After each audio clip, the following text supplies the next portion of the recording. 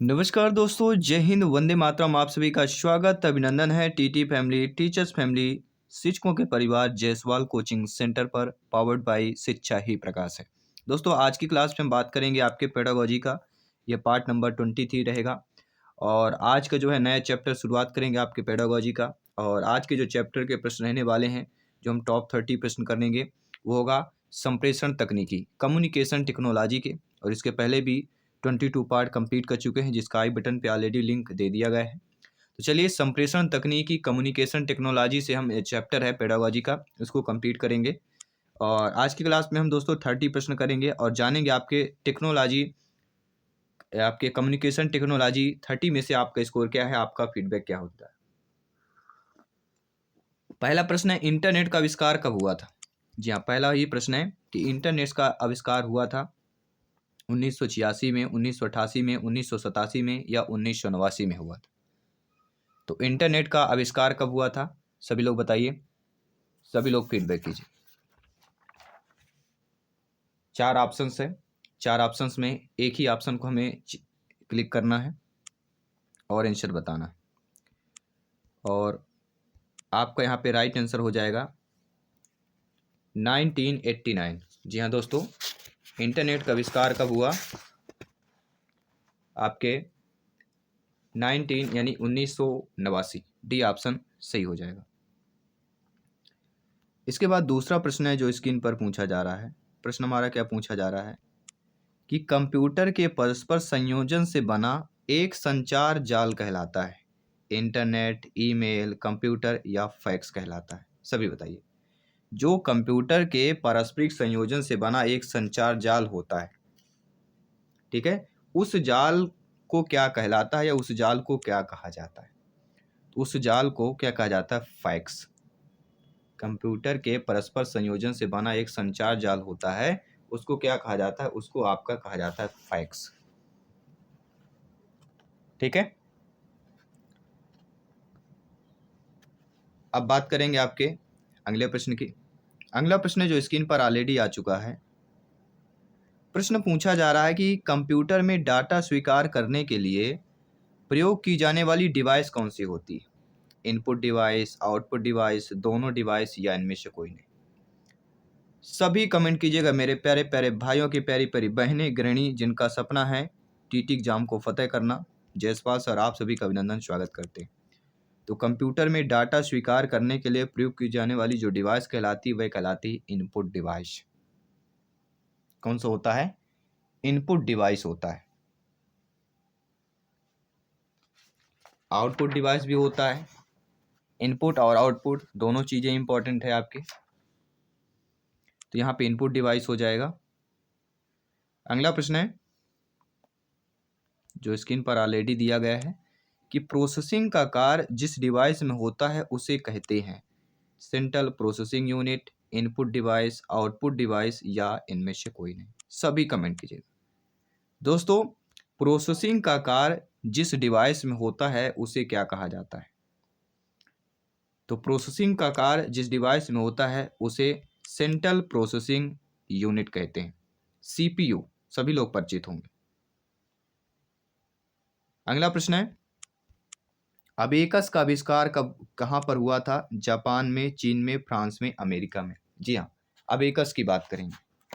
तो अबेकस का जो आविष्कार है यह आपके कहाँ पर हुआ था, किस देश में हुआ था। तो राइट ऑप्शन दोस्तों है आपका चीन में। तो अबेकस का प्रयोग कहाँ पर हुआ, आपके चीन में हुआ था। बी ऑप्शन सही हो जाएगा। इसके बाद अगला प्रश्न है, कंप्यूटर विज्ञान का जनक कहा जाता है ब्लेज पास्कल को, जोसेफ जेकार्ड को, चार्ल्स बैबेज को या इनमें से कोई नहीं।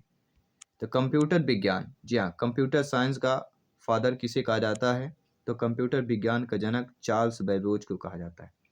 किसको कहा जाता है, चार्ल्स बैबेज को कहा जाता है। तो यहाँ आपको आपका जो ऑप्शन दिया गया है सी वाला ऑप्शन हमारा यहाँ पे सही हो जाएगा। अगला प्रश्न जो स्क्रीन पर देख लेते हैं। सभी कमेंट करते रहिएगा, फीडबैक करते रहिएगा लाइव चैट के माध्यम से।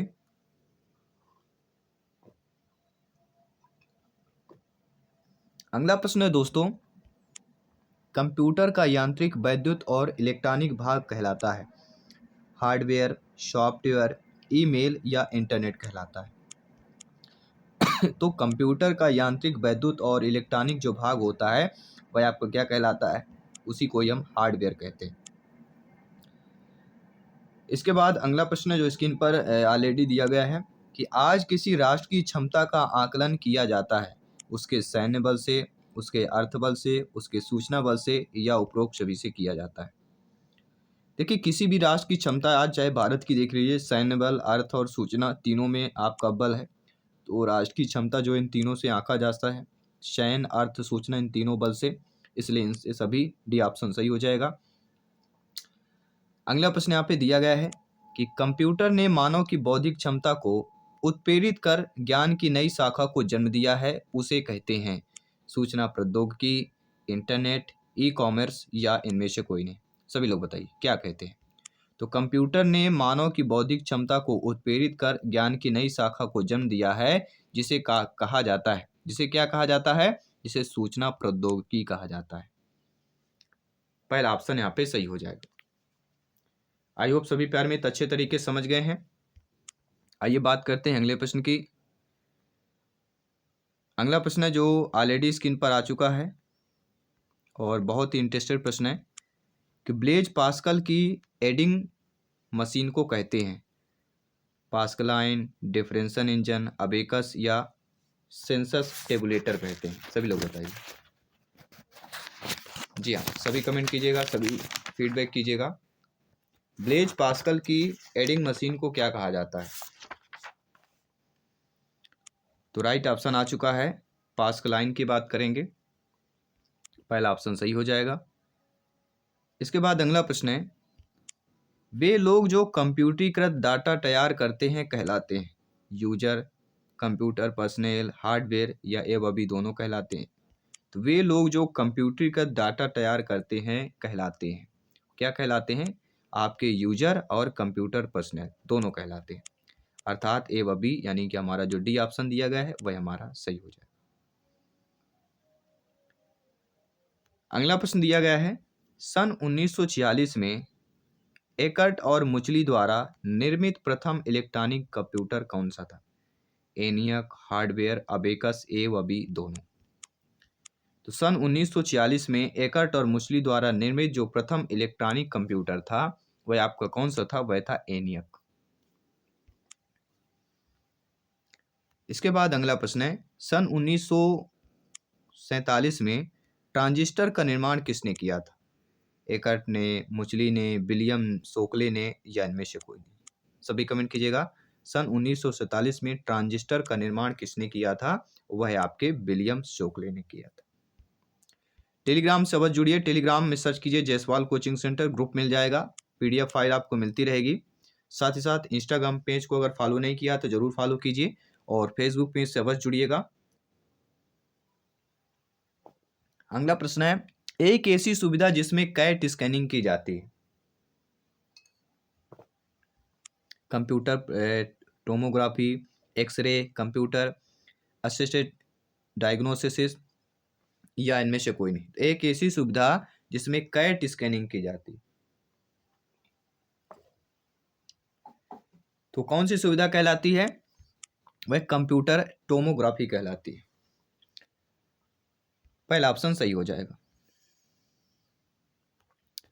अगला प्रश्न है, सेमीकंडक्टर आंतरिक मेमोरी का विकास कंप्यूटर की जिस पीढ़ी में हुआ है वह थी प्रथम पीढ़ी, तृतीय पीढ़ी, द्वितीय पीढ़ी या चतुर्थ पीढ़ी? तो सेमीकंडक्टर आंतरिक मेमोरी का विकास कंप्यूटर की जिस पीढ़ी में हुआ है वह हमारी कंप्यूटर की चतुर्थ पीढ़ी कहलाती है, डी ऑप्शन सही हो जाएगा। अगला प्रश्न देख लेते हैं क्या पूछा जा रहा है। अगला प्रश्न है, कंप्यूटर को कितने भागों में बांटा गया है? तो कंप्यूटर को दोस्तों 3 भागों में बांटा गया। जी हाँ, कंप्यूटर को कितने भागों में बांटा गया है? कंप्यूटर को 3 भागों में आपके बांटा गया। वो भाग कौन कौन से हैं, क्या आप सभी लोग बता सकते हैं, फीडबैक कर सकते हैं? कंप्यूटर के 3 भाग कौन-कौन से, क्या आप कमेंट करके हमें बता सकते हैं? चलिए बताइए, सभी लोग बताइए। वे कंप्यूटर जिनमें एनालॉग कंप्यूटर और डिजिटल कंप्यूटर दोनों के गुण पाए जाते हैं कहलाते हैं। कौन-सा कंप्यूटर कहलाता है? ऐसा कंप्यूटर जिनमें एनालॉग कंप्यूटर और डिजिटल दोनों कंप्यूटर आपके पाए जाते हैं।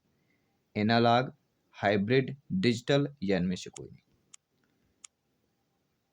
वे कंप्यूटर जिनमें एनालॉग और दोनों डिजिटल दोनों कंप्यूटर के गुण पाए जाते हैं और वह हमारा कहलाता है हाइब्रिड कंप्यूटर।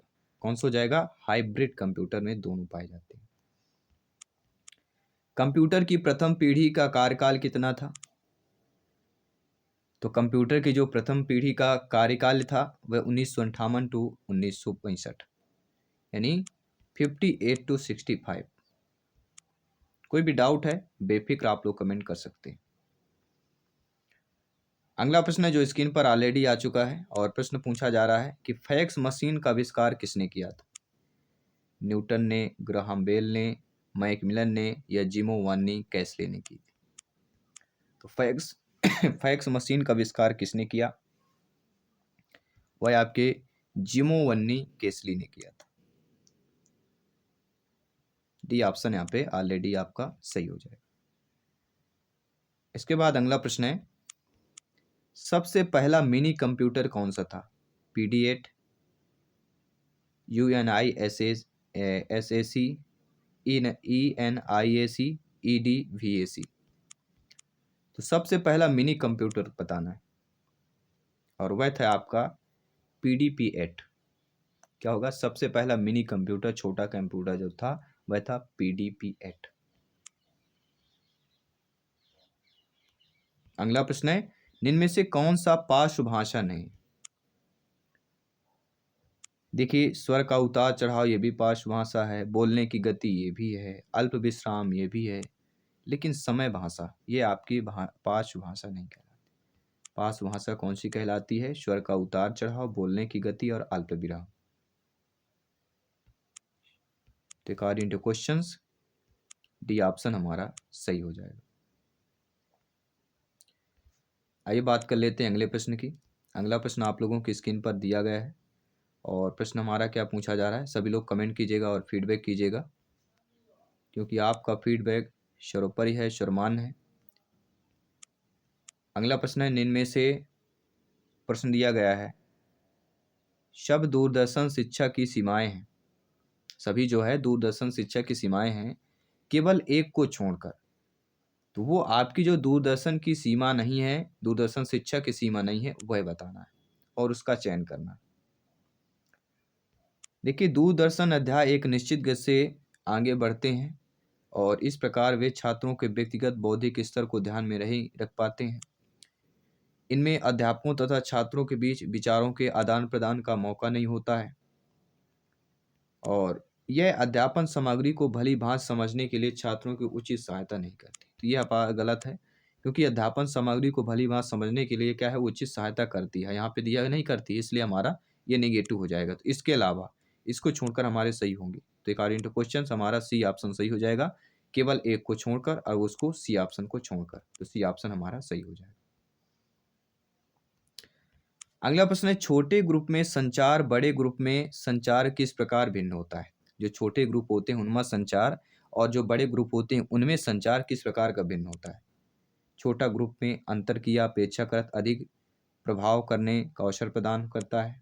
छोटे ग्रुप में अंतर की अपेक्षाकृत अधिक सीमित होती है। छोटा ग्रुप संदेश पहुंचाने में कम समय लेता है। बड़े ग्रुप में संचार अपेक्षाकृत बेहतर फीडबैक प्रदान करता है।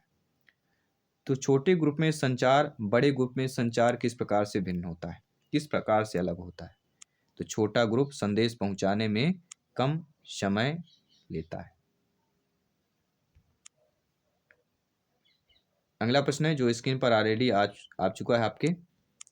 अध्यापन प्रक्रिया में दृष्टि नहीं बढ़ा सकता।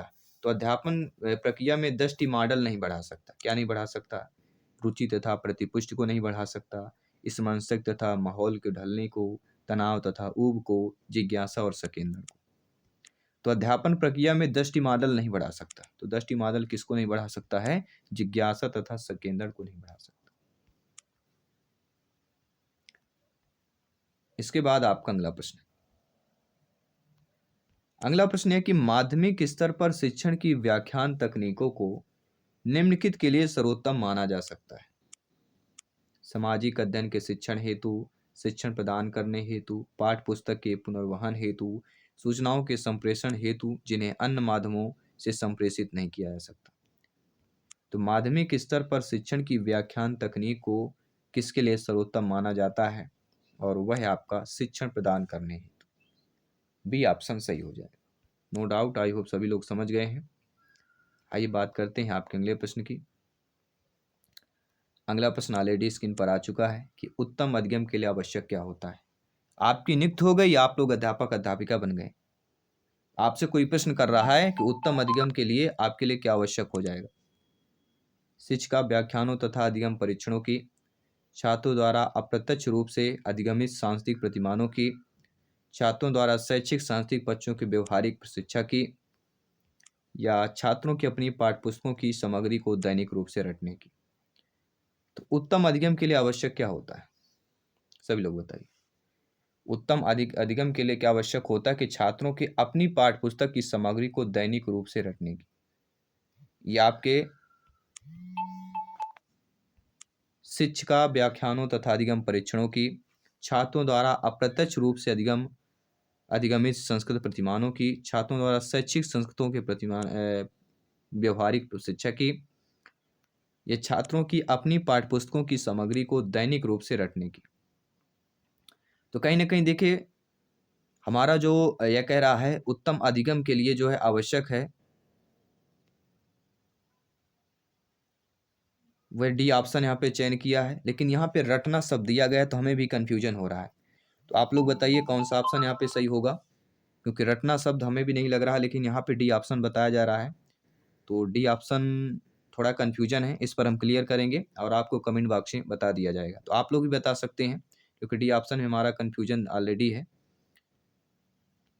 अगला जो प्रश्न दिया गया है कि संप्रेषित गणों का मनोशारीरिक स्तर कक्षा कक्ष में विचार संप्रेषण की मात्रा तथा प्रकृति को उल्लेखनीय रूप से प्रभावित करता है। तो इस कथन में आप जो है कितने सहमत हैं। आपके संप्रेषित गणों का मनोशारीरिक स्तर कक्षा कक्ष में विचार संप्रेषण की मात्रा तथा प्रकृति को उल्लेखनीय रूप से प्रभावित कर रहा है, तो इस कथन से आप कितने सहमत हैं। तो हम पूर्ण रूप से असहमत हैं। इस पर पूर्ण रूप से असहमत है, ना कि सहमत है। डी ऑप्शन सही हो जाएगा। नो डाउट, आई होप सभी लोग समझ गए हैं। आइए बात करते हैं आपके अगले प्रश्न की। अगला प्रश्न ऑलरेडी आप लोगों की स्क्रीन पर आ चुका है कि छात्रों में संचार कला का विकास करना चाहिए। इससे छात्रों में क्या होगा। अधिगम का विकास होगा, विचार अभिव्यक्ति क्षमता का विकास होगा, बात को समझने की शक्ति का विकास होगा, बात काटकर अपनी बात कहने की क्षमता का विकास होगा। तो छात्रों में संचार कला का विकास करना चाहिए। इससे छात्रों में क्या होता है, इससे छात्रों में बात करने को समझने की शक्ति का विकास होता है। सी ऑप्शन यहाँ पे ऑलरेडी सही हो जाएगा। अगला जो प्रश्न दिया गया है, कंप्यूटर सहाय अनुदेशन विचार संप्रेषण की एक विधि है जिसके द्वारा संप्रेषित किए जाते हैं सरल विचार को, अत्यंत ही कठिन विचार को, समान विचार को, या सभी प्रकार के विचारों को। तो कंप्यूटर सहाय अनुदेशन के विचार संप्रेषण की एक विधि है जिसके द्वारा संप्रेषित किए जाते हैं, क्या संप्रेषित किए जाते हैं, आपके समान विचार संप्रेषित किए जाते हैं। और अगला प्रश्न है जो आप सभी के लिए मॉक क्वेश्चन के रूप में हमारा प्रश्न रहेगा। जी हाँ, 30वां प्रश्न जो आप लोगों की स्क्रीन पर है कि यहाँ पर किसी व्याख्यान के प्रारंभिक चरण से संबंधित कुछ क्रियाओं का उल्लेख किया गया है। प्रस्तुत प्रकरण को भावी अधिवान से संबद्ध करना, प्रस्तुत प्रकरण को पूर्व पठित प्रकरण से संबद्ध करना, पूर्व जानकारी को जांचना, या विषय वस्तु संक्षेपण की बात करेंगे। तो यहाँ पर किसी व्याख्यान के प्रारंभिक चरण से संबंधित कुछ क्रियाओं का उल्लेख किया गया है, आपको बताना है वह कौन सी है। आई होप सभी लोग प्यारे मित्र अच्छे तरीके से समझ गए हैं। इस मॉक क्वेश्चन के आंसर भी आप लोगों को कमेंट बॉक्स में बताना है। साथ ही साथ टॉप 30 में से आपने कितने स्कोर प्राप्त किया इस नए चैप्टर में, सभी लोग कमेंट बॉक्स में अवश्य बताइएगा। मैं आपके साथ जयसवाल सर मिलता हूँ आपकी अगली क्लास में। सभी मित्रों को जय हिंद, वंदे मातरम। धन्यवाद सभी का।